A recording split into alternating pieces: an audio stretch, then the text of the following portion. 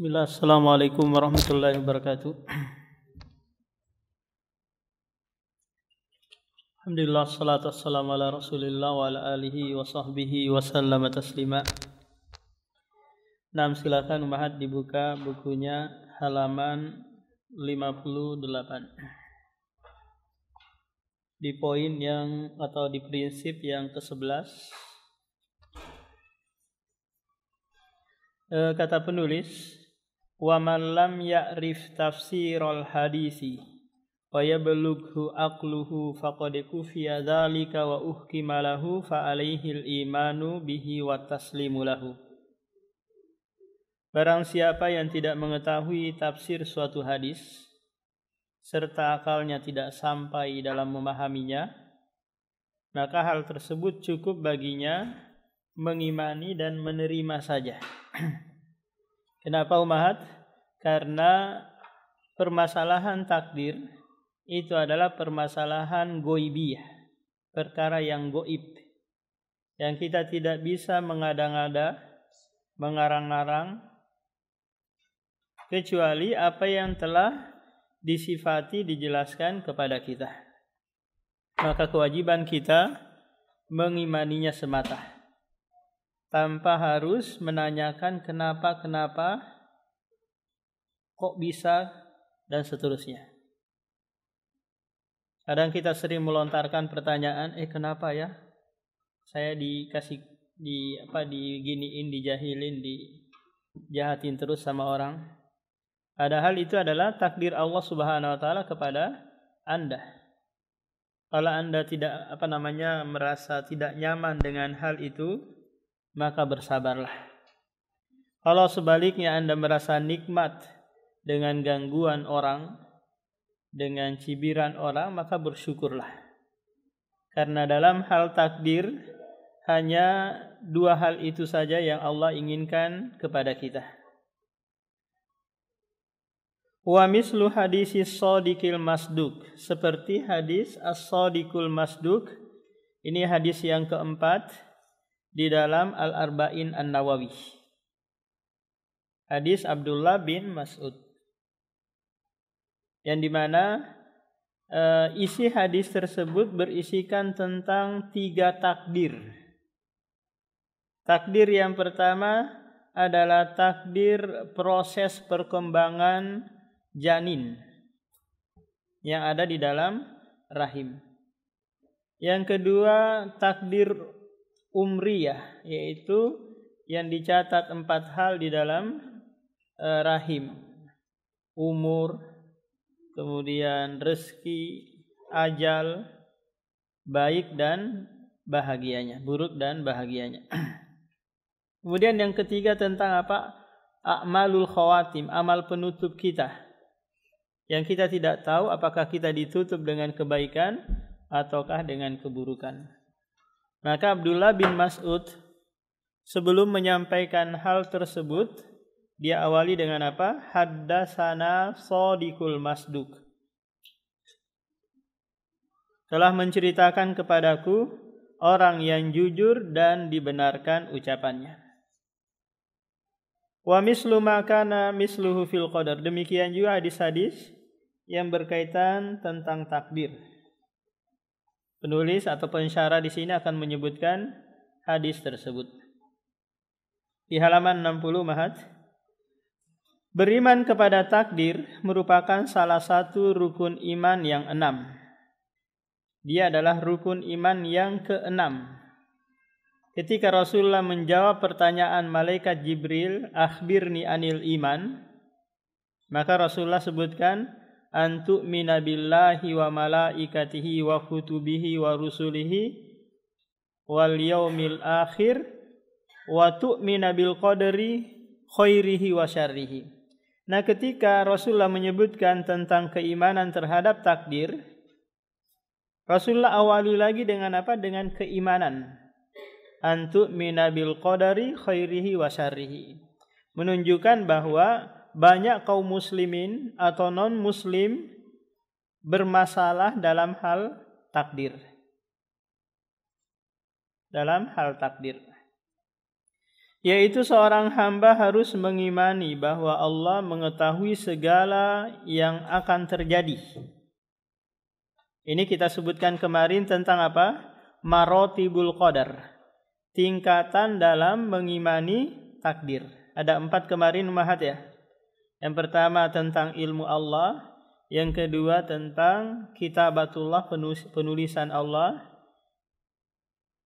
yang telah tercatat dalam Lauhul Mahfuz. Ini yang kedua. Juga mengimani bahwa tiada sesuatu pun yang terjadi kecuali setelah dikehendaki oleh Allah. Ini yang ketiga umat, tingkatan yang ketiga. Yaitu mengimani bahwa yang terjadi dan yang akan terjadi itu telah dikehendaki oleh Allah. Akan tetapi ingat umahat bahwa kehendak Allah itu terbagi menjadi 2. Yang pertama, kehendak yang sifatnya kauniyah. Kehendak yang sifatnya kauniyah. Terjadi tapi belum tentu dicintai oleh Allah Subhanahu wa taala. Kehendak yang sifatnya kauniyah, paham? Dalam kurung, terjadi tapi belum tentu diridhoi oleh Allah Subhanahu wa taala. Belum tentu diridhoi dan dicintai oleh Allah.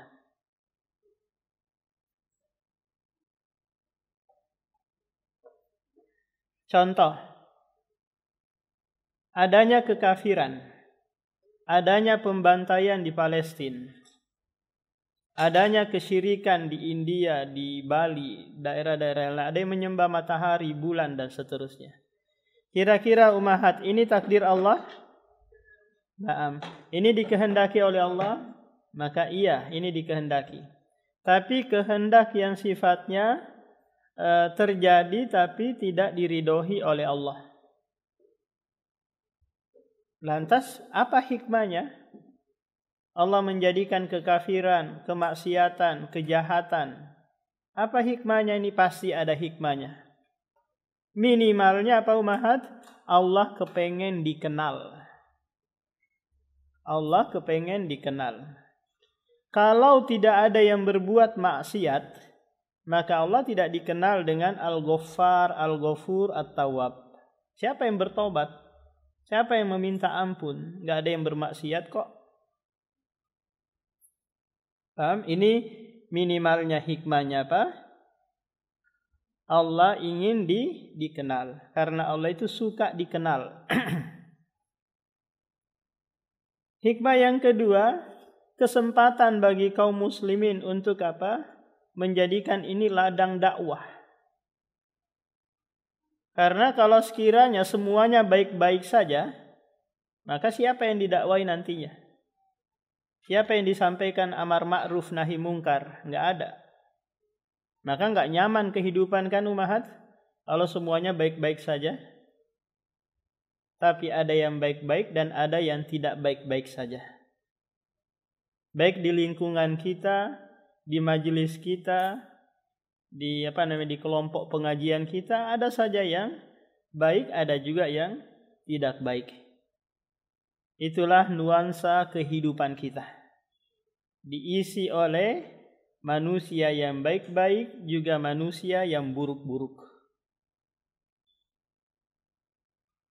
Karena Allah sudah sebutkan hal itu di surah Asy-Syams.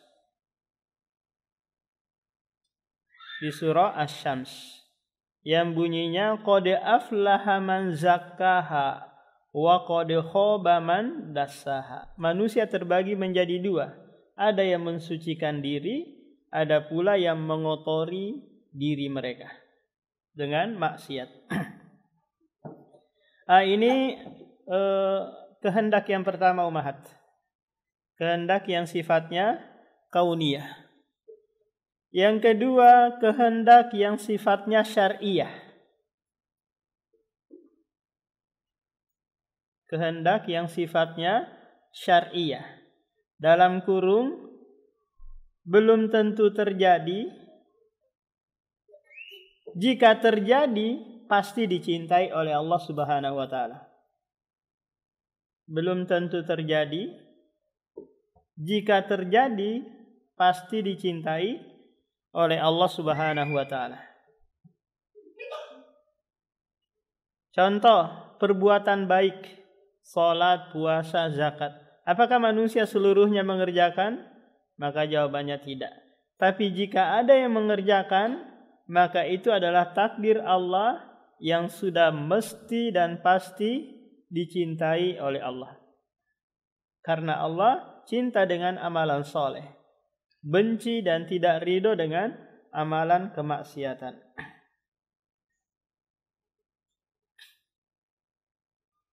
Maka dari penjabaran dua hal ini ummahat, kita nanti bisa menjawab syubhat yang dilontarkan orang-orang yang berdalih dengan takdir dalam perbuatan maksiat.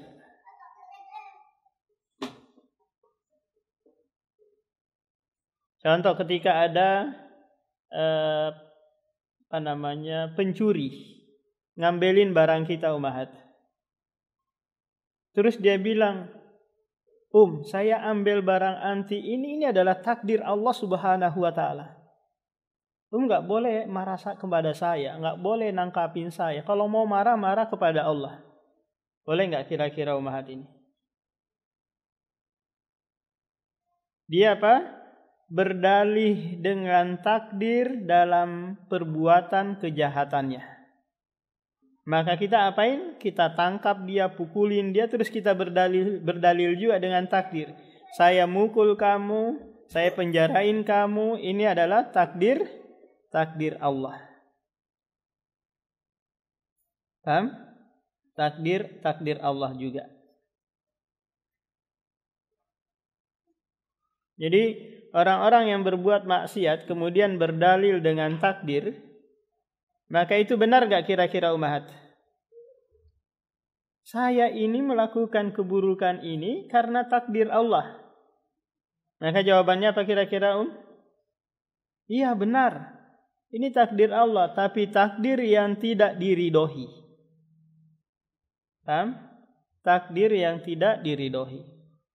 Coba kamu berbuat kebajikan, lantas engkau berdalil dengan takdir, bukankah ini lebih baik bagimu?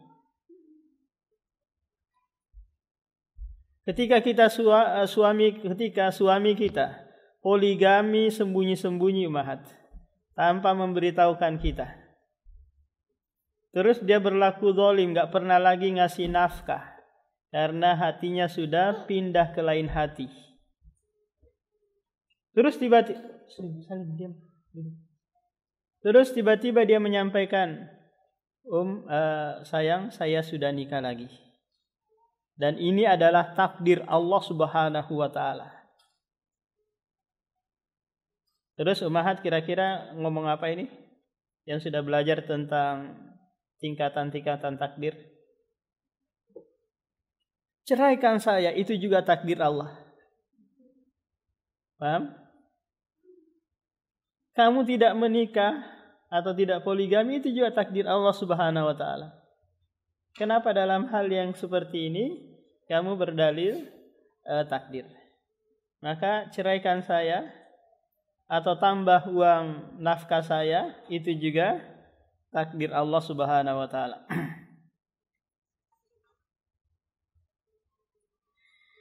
Juga mengimani bahwa Allah adalah pencipta segala sesuatu. Ini tingkatan yang keempat ummahat. Bahwa yang terjadi dan yang akan terjadi itu adalah ciptaan Allah. Dari sisi apa Allah menciptakan ini? Dari sisi tadi, Dia yang menghendaki dan Dia yang memberikan kekuatan. Kekuatan kita ini ummahat, kita bisa melangkahkan kaki ke masjid untuk kajian, itu adalah pemberian atau ciptaan Allah Subhanahu wa taala. Maka setelah mempelajari ini ummahat, maka kita nanti akan terlepas dari dua kelompok yang menyimpang dalam hal takdir. Apa itu kelompok itu? Yang pertama kelompok yang namanya Jabariyah. Jabariyah yang meyakini bahwa apa yang dia lakukan itu tidak ada kehendak pada dirinya. Ini semua adalah kehendak Allah.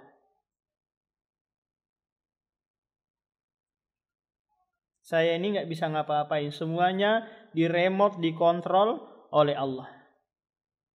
Yang kedua adalah Qadariyah yang mengingkari tingkatan yang keempat, bahwa perbuatan saya ini tidak ada campur tangannya Allah.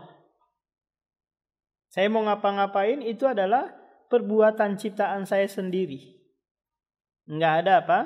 Campur tangannya Allah Subhanahu wa ta'ala.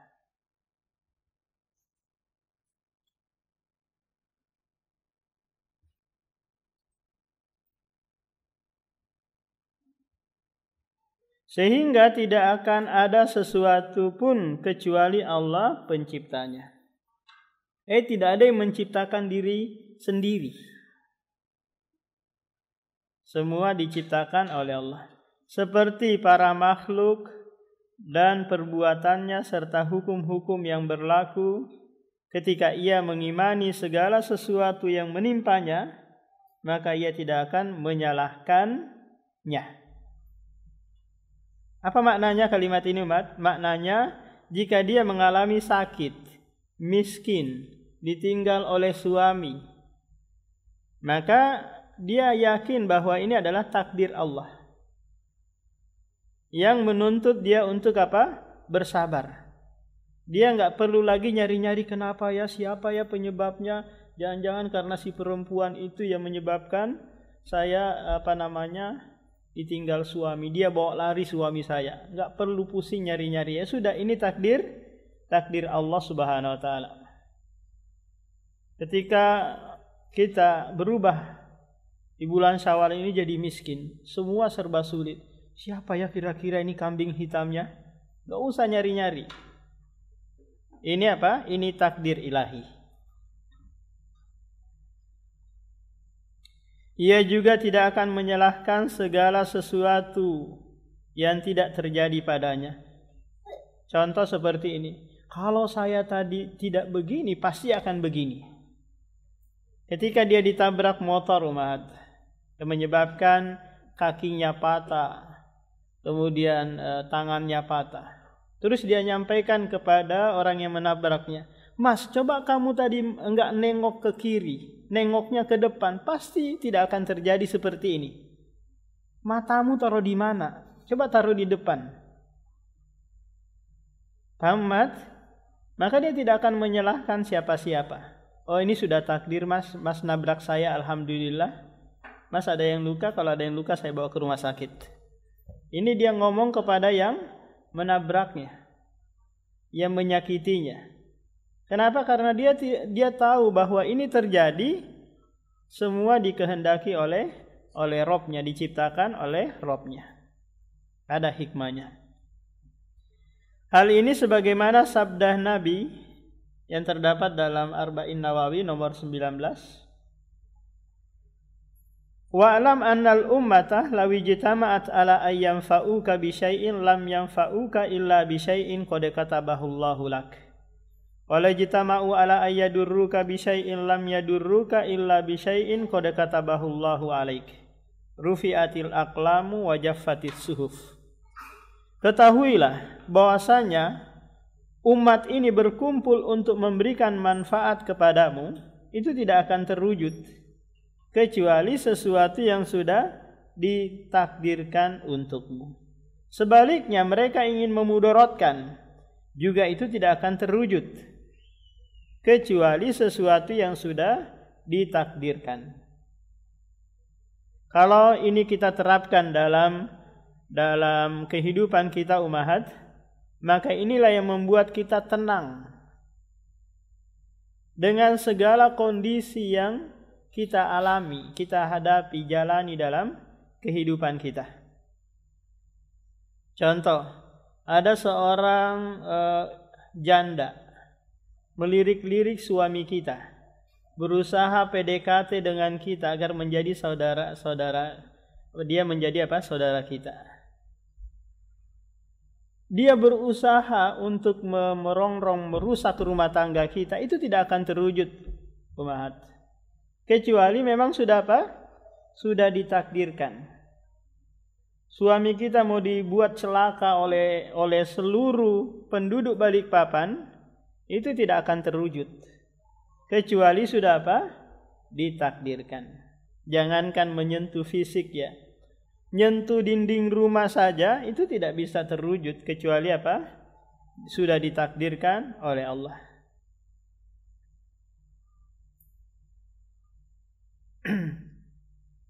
Terkadang seseorang gitu ya berusaha dekat dengan anggota dewan, berusaha dekat dengan wali kota, gubernur, untuk apa Umahat? Cari kebaikan kan, agar mudah dapat proyek dan yang lainnya. Dia berusaha apa? Mendekati pejabat-pejabat. Tujuannya untuk mencari kebaikan, dan itu tidak akan terwujud kecuali apa? Kecuali sudah ditakdirkan oleh Allah. Dalam hadis Ibnu Mas'ud, Rasulullah bersabda, "Inna ahadakum yujma'u khalquhu fi batni ummihi arba'ina yawman nutfah. Summa yakunu alaqa mislu dhalik, summa yakunu mudgha misla dhalik, summa yub'atsu ilaihi al-malaku fayu'maru bi arba'i kalimatin fayuktabu rizquhu wa ajaluhu wa amaluhu wa syaqiyyun aw sa'idun." Nah, ini hal-hal yang disebutkan oleh Rasulullah tentang apa? Tentang permasalahan takdir. Baik itu proses perkembangan embrio di dalam rahim.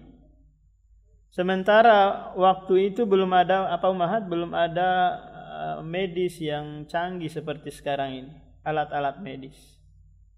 Tapi Rasulullah tahu dari manakah ini? Ini tentu kabar dari Jibril alaihi salam. Demikian juga malaikat meniupkan ruh dan mencatat takdir umriyah.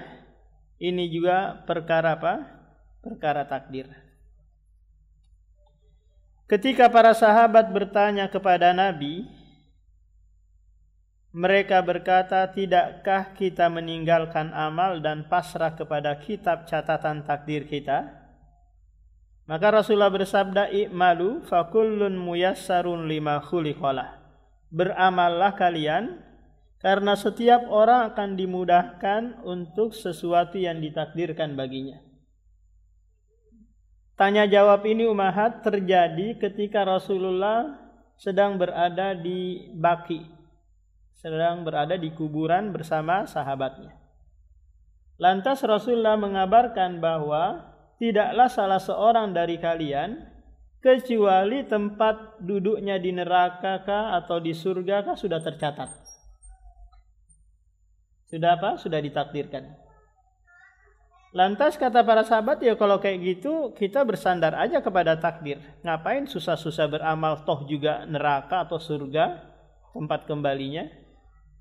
Saya kalau sudah tercatat masuk surga, saya tinggalkan amalan juga pasti masuk surga. Saya yang susah-susah banting tulang beramal gitu, toh juga masuk neraka. Ini menurut para sahabat. Para sahabat seakan-akan belum tahu sepenuhnya bahwa takdir itu bisa berubah. Sehingga mereka berpendapat seperti ini. Akhirnya Rasulullah menyampaikan, "I'malu." Beramallah kalian, maka setiap orang itu akan dimudahkan. Kemudian Rasulullah membaca ayat ke-5 hingga ayat ke-10 di surah Al-Lail. Apa bunyinya Umahat? Fa amma man a'ta wattaqa wa saddaqa bil husna fasanuyassiruhu lil yusra. Wa amma man bakhila wastaghna wa kadzdzaba bil husna fasanuyassiruhu lil usra. dimudahkan beramal, dimudahkan berbuat jahat. Dimudahkan beramal dan dimudahkan pula berbuat jahat. Ini kalau dia awali dengan perbuatan jahat. Dimudahkan dia berbuat baik kalau dia dia awali dengan perbuatan baik. Oleh karena itu, kata penulis, kita diperintahkan untuk beramal serta Allah lah yang akan memudahkan dan menolong manusia menuju apa yang ditakdirkan baginya. Kira-kira ummahat, kita diinginkan oleh Allah buruk atau diinginkan Allah baik? Iya, diinginkan Allah baik. Tapi kita ada musuh yang menghalang-halangi. Pernah sering kita sebutkan ini, musuh internal yaitu hawa nafsu dan musuh eksternal yaitu setan. Allah menurunkan Al-Quran, mengutus Rasul. Ini semua tujuannya agar manusia itu baik. Agar manusia itu meraih kebahagiaan dunia maupun akhirat kelak. Tapi itulah sunnatullah. Ada yang baik, ada yang buruk. Tapi jangan salahkan Allah ketika Anda berbuat keburukan dan masuk ke dalam neraka.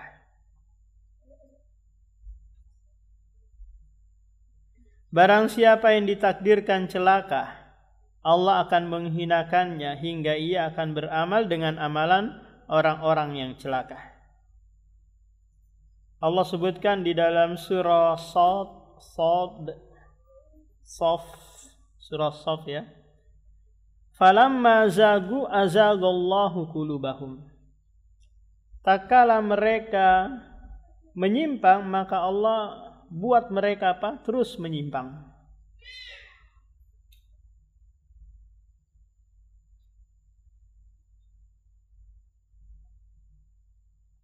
Barang siapa ditakdirkan bahagia, Allah akan memudahkan baginya jalan-jalan kebahagiaan. Inilah iman terhadap takdir dan di dalamnya terdapat perincian yang panjang.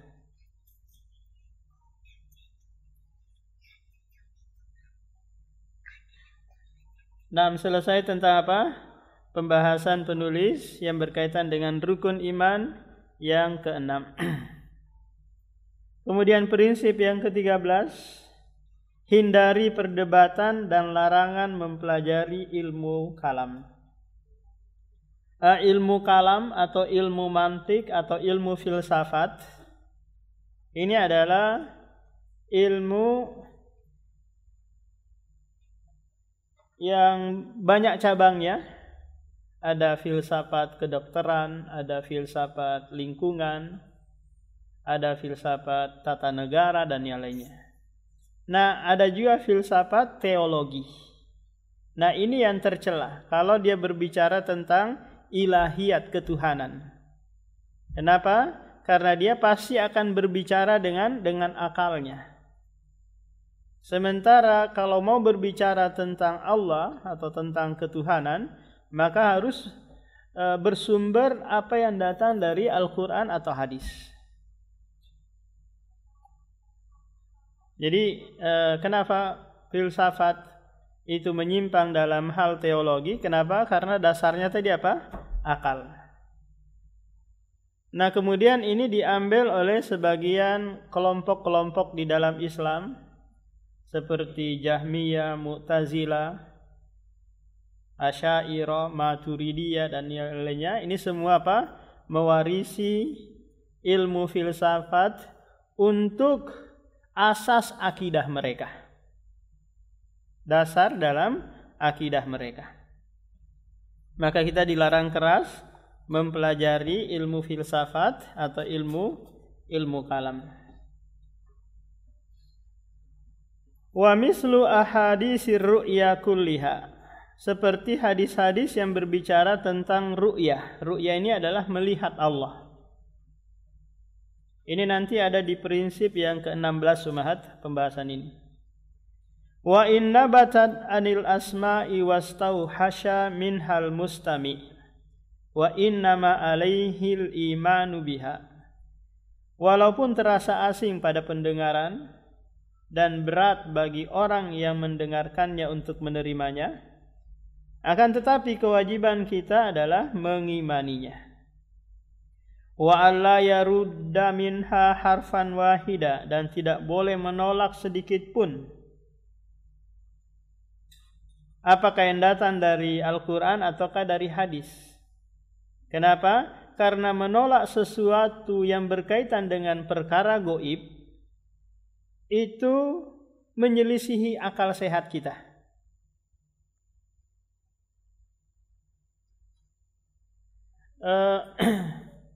Di sini umahat ada berapa kira-kira jumlahnya? Tarola 50 atau tarola 30. Paham umahat? Perincian wajah-wajahnya, kerudungnya pakai warna apa, saya nggak tahu. Ini perkara gaib bagi apa? Bagi saya. Terus ada yang menyampaikan umahat di sini yang hadir di situ, berkata bahwa Ustadz, jumlah kami ada 32. Satu ada yang pakai kerudung warna pink, ada yang pakai coklat, ada yang ini. Dia perincikan. Terus saya bilang apa? Saya nggak percaya. Kira-kira yang perlu disalahkan siapa ini umahat? Saya atau yang menyampaikan? Saya yang perlu disalahkan. Kenapa? Karena mengingkari perkara gaib kan? Mengingkari apa? Perkara gaib. Tidak percaya dengan apa? Dengan khobar yang disampaikan kepadanya. Padahal khobarnya benar. Begitu pula berkenaan dengan apa? Dengan permasalahan ilahiyah, ketuhanan. Kita tidak boleh mengingkarinya, karena ini tidak sesuai dengan akal sehat kita. Wa ghairiha minal ahadisil ma'surati anis siqati, dan selainnya yang diriwayatkan dari orang-orang yang terpercaya. Wa alla yukhasima ahadan wa la yunadhirahu wa la yata'allamu al-jidala fa innal kalama fil qadari war ru'ya wal Qur'an wa ghairiha minas sunani makruhun. Dimakruhkan, dibenci dan dilarang berdebat dalam hal agama, dalam hal akidah dan yang lainnya. Karena ini akan hanya mewarisi keraguan. La yakunu sahibuhu wa in asabahu bi kalamis sunnati min ahli sunnati hatta yada al-jidad wa yusallima wa yu'mina bil asari. Kata pensyarah di sini, adapun beriman kepada ru'yah, yaitu melihat Allah, adalah hendaklah meyakini bahwa orang-orang yang beriman melihat Rabb-nya di surga. Riwayatan mengenai hal ini kuat juga terdapat dalam jumlah hadis yang banyak. Hal ini diingkari oleh golongan Abadiyah dan Mu'tazilah. Kalau Mu'tazilah, seperti kalau di sekarang ini umahat, pemikiran-pemikiran Mu'tazilah itu ada pada Haroki. Haroki itu kelompok Ikhwanul Muslimin. Kalau di sini seperti HTI. Kalau di luar sana seperti Hamas, kemudian Ikhwanul Muslimin yang itu mereka melakukan haroki, pergerakan-pergerakan. Nah, mereka ini berakidahkan Mu'tazilah. Mereka menolak perkara-perkara akidah yang didasari oleh hadis ahad. Dengan dalil-dalil kuat ini, pengingkaran mereka tidak dianggap penting. Kenapa? Karena menyelisihi dalil. Oleh karena itu, seyogianya menjauhi perdebatan, yaitu perselisihan yang mana Allah tidak menurunkan sesuatu keterangan pun mengenai hal itu.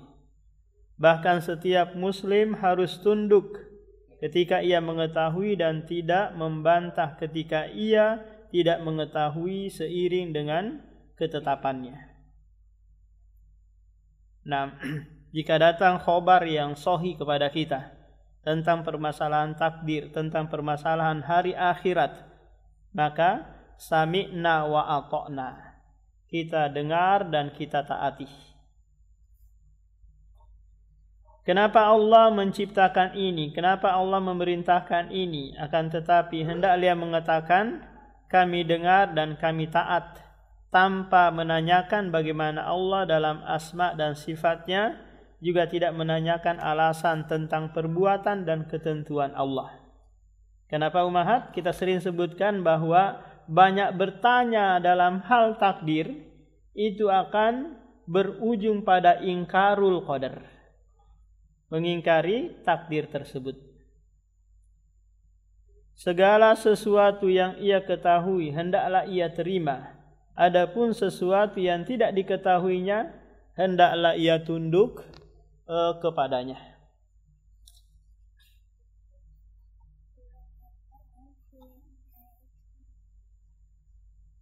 Nah, sekarang kita ke prinsip yang ke-15. Wal Qur'anu kalamullahi wa laysa bimakhluk. Al-Qur'an adalah perkataan Allah, bukan makhluk. Ada umahat di sini yang pegang Al-Qur'an? Ada? Ada umahat? Coba angkat Al-Qur'annya satu aja. Sudah. Lihat, perhatikan Al-Qur'an itu umahat. Itu terdiri dari pertama sampul. Paham? Yang kedua ada kertas di dalamnya. Kemudian ada tinta. Kemudian ada pembatas. Paham? Dalam Al-Quran ada 4 komponen ini tadi. Ada sampulnya, ada kertasnya, ada tintanya, ada pembatas, tali pembatasnya itu. Ya kan umahat? Nah, yang mana kira-kira kalamullah di sini? Maka jawabannya yang ditulis, yang didengar, yang dibaca. Adapun sampul, kertas, tinta, dan tali pembatas itu, ini semuanya makhluk yang diciptakan. Sampai sini paham umahat?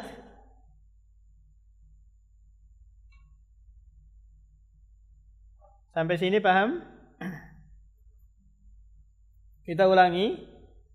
Al-Quran terdiri dari apa? Sampul, kertas, tinta, dan tali yang membatasinya. Paham? Yang mana firman Allah di situ? Yang ditulis, yang dibaca, dan yang didengar. Contoh, ada orang membaca Alhamdulillah, maka Alhamdu, suara yang didengar tadi itu, Alhamdu itu adalah firman Allah. Sementara suara yang keluar dari si pembaca itu adalah suara makhluk.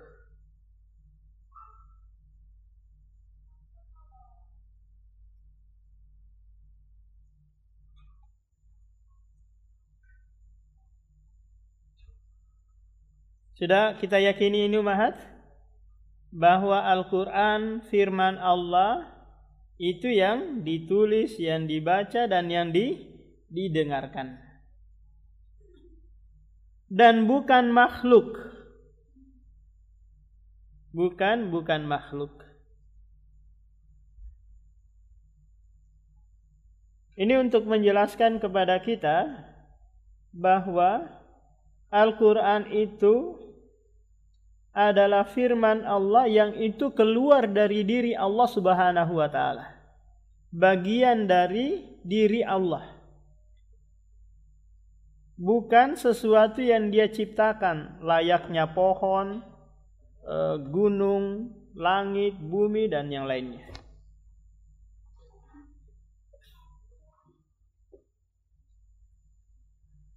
Sebagaimana kita tahu bahwa Al-Quran itu adalah firman Allah yang diturunkan oleh Jibril kepada Nabi Muhammad Kemudian Nabi Muhammad menyampaikannya kepada sahabat. Kemudian sahabat ada yang menghafal, ada yang menulis. Kemudian setelah itu di zaman Utsman dibuat mushaf, jadinya mushaf Utsmani. Kemudian lembaran-lembaran yang ada yang sisa itu semua disuruh dibakar, agar kaum muslimin pegangnya mushaf yang telah disepakati. Nata'abbadu bi qiraatihi, kita mendapatkan pahala ketika membacanya. Apakah kita terbata-bata salah dalam membaca gitu? Maka tetap dapat pahala.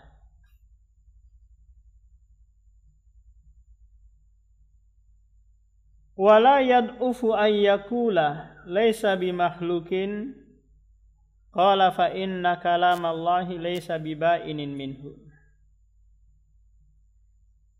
Janganlah segan untuk mengatakan Al-Quran bukan makhluk.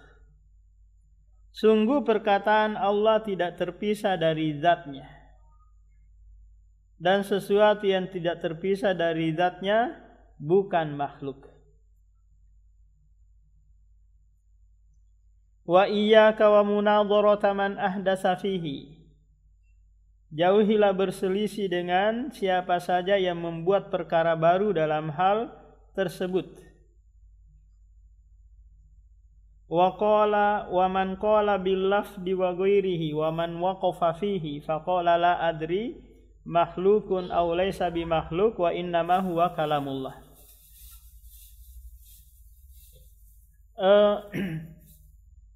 Dimulai dari zaman Rasulullah, tabi'in, tabi'ut tabi'in, kemudian imam setelahnya, mereka semua umat sepakat bahwa Al-Quran adalah firman Allah.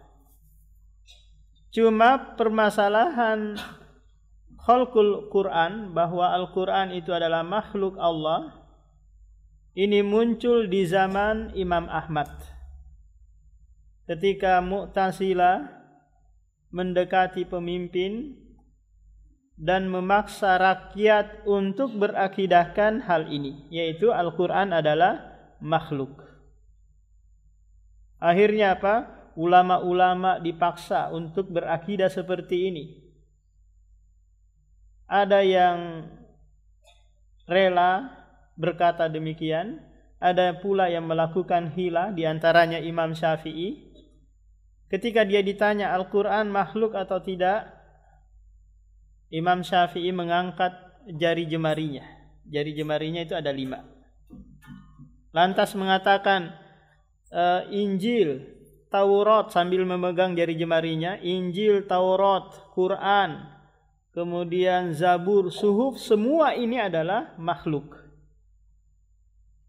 Kira-kira yang diinginkan oleh Imam Syafi'i ini yang mana umat? Al-Qur'annya atau tangannya? Yang diinginkan adalah tangannya. Dia melakukan apa? Hilah.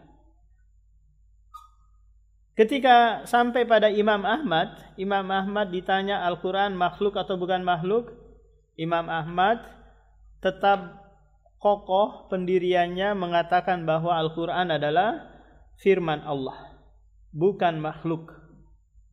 Akhirnya Imam Ahmad dipenjara beberapa dekade gitu, disiksa siang malam, kakinya, tangannya diborgol dengan rantai. Untuk apa? Untuk mempertahankan akidah yang benar ini, yaitu Al-Quran adalah kalamullah. Kira-kira umahat, apa nih dampak buruknya kalau kita meyakini Al-Quran adalah makhluk? Maka jawabannya adalah dampak buruknya Al-Quran tidak lagi dianggap. Sama aja dia dengan karpet, sama aja dia dengan kloset dan yang lainnya. Paham? Isinya yang ada perintah, ada larangan, enggak dianggap. Enggak dianggap. Kenapa? Karena sama dengan makhluk, sama dengan dinding, lampu, gunung, dan yang lainnya. Tapi Al-Quran adalah firman Allah Subhanahu wa Ta'ala sebagai pedoman kita, undang-undang dasar kita, dalam beragama.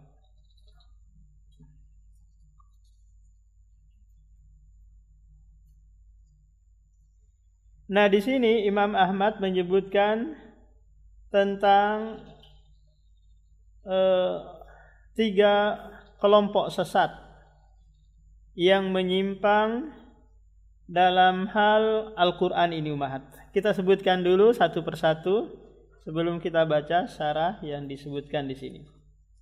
Kelompok yang pertama umahat yang mengatakan bahwa Al-Quran adalah makhluk.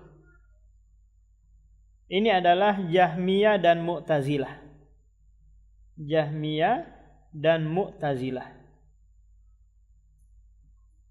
Mereka terang-terangan mengatakan apa? Al-Quran adalah makhluk. Nah, kelompok yang kedua adalah Waqfiyah. Waqfiyah, yaitu kelompok yang ketika dia ditanya Al-Quran makhluk atau bukan makhluk, dia diam.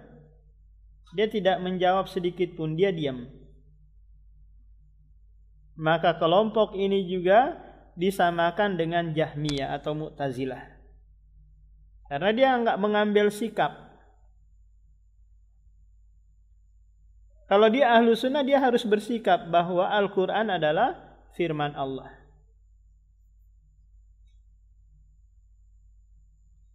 Kelompok yang ketiga adalah Lafdiyah. Kelompok Lafdiyah yang mengatakan bahwa lafaz suaraku ketika membaca adalah makhluk.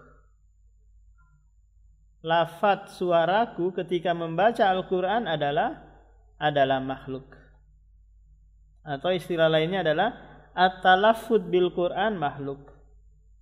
Bacaanku terhadap Al-Quran adalah makhluk.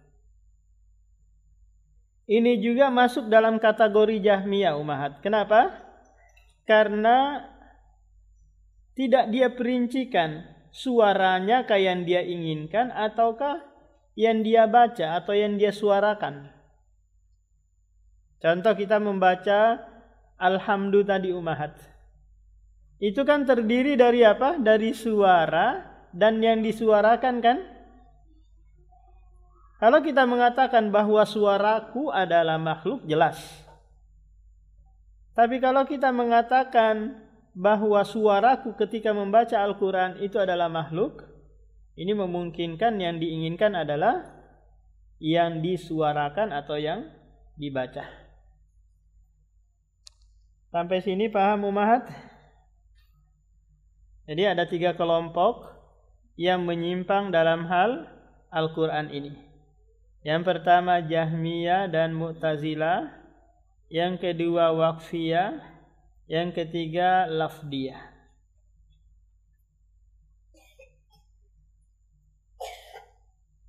Nah, kata penulis di sini, wa man qala bil lafdi wa ghairihi wa man waqafa fihi faqala la adri makhlukun aw laisa bimakhluk. Nah, ini apa? Kelompok Waqfiyah yang dia diam. Dia tidak menjawab ketika ditanya. Wa innama huwa kalamullah. Hanya saja dia adalah firman Allah. Fahadha sahibu bid'atin. Maka ini adalah pelaku bid'ah. Mislu man qala huwa makhluk.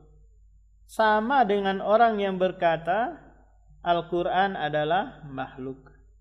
Wa innama huwa kalamullah laisa bimakhluk. Hanya saja dia adalah firman Allah, bukan makhluk. Nah, permasalahan ini telah berlalu umahat. Permasalahan ini tidak terjadi di zaman kita. Maka jangan menguji orang untuk mengetahui keyakinannya dalam hal ini. Paham? Contoh, kita coba nanya umahat yang lain, Al-Quran itu makhluk atau bukan ya? Enggak perlu ditanyakan. Ini bukan masalah apa yang sedang viral. Yang sedang viral apa sekarang umahat? IKN ya, yang mangkrak. Nah, Jadi sesuatu yang enggak tersebar, enggak menyebar, enggak lagi dibicarakan orang, ya sudah enggak usah. Kita hanya sekedar mengilmui semata tentang hal ini.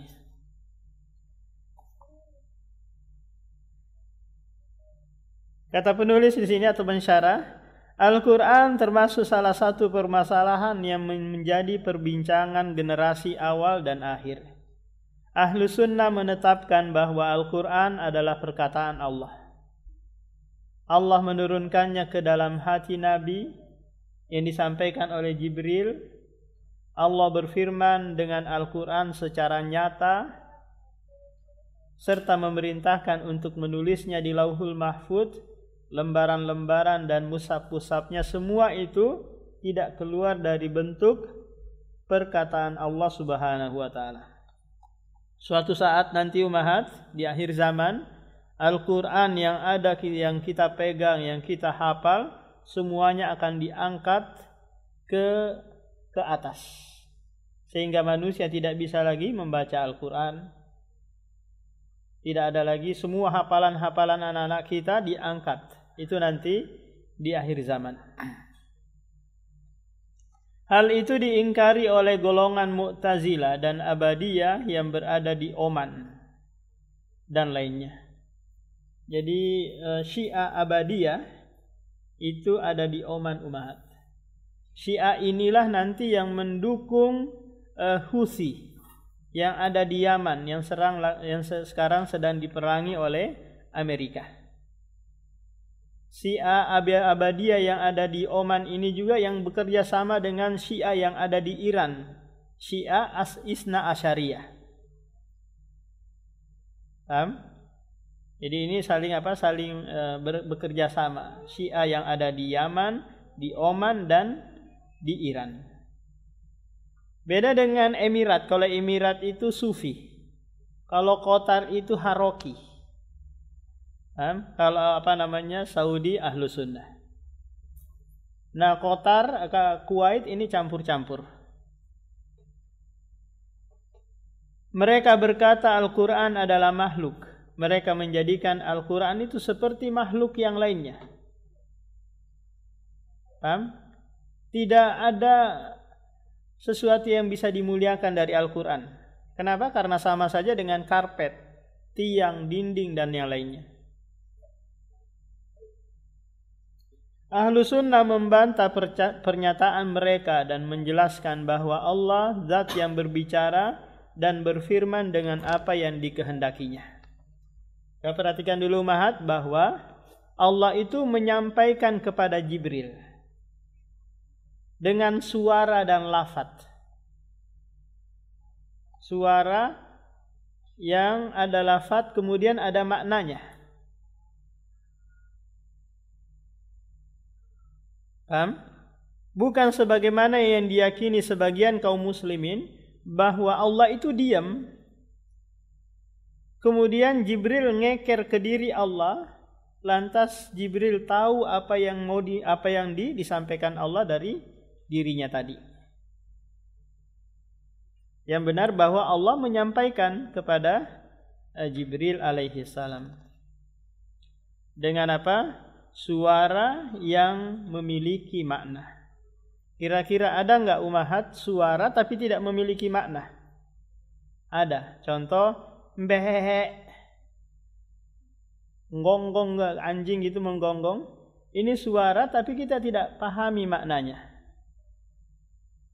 Manusia berbicara dengan suara dan memiliki makna. Sungguh firman Allah bersifat qadim. Qadim ini adalah ada pada diri Allah sejak dahulu. Ada pada diri Allah sejak dahulu. Allah memiliki sifat kalam, sifat bisa berbicara.